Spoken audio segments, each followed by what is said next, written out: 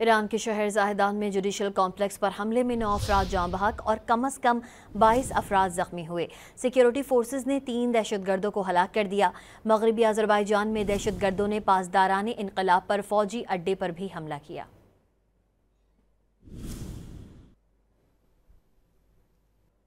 Iran के शहर ज़ाहिदान में जुडिशल कॉम्प्लेक्स पर हमले में 9 अफराद जाँ बहक और कम अज़ कम 22 अफराद जख्मी हुए। सिक्योरिटी फोर्सेज ने 3 दहशतगर्दों को हलाक कर दिया। मगरबी अज़रबैजान में दहशतगर्दों ने पासदाराने इनकलाब पर फौजी अड्डे पर भी हमला किया।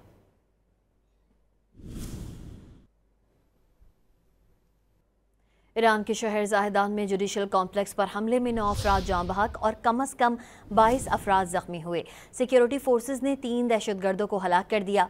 मगरबी अज़रबैजान में दहशतगर्दों ने पासदाराने इनकलाब पर फौजी अड्डे पर भी हमला किया।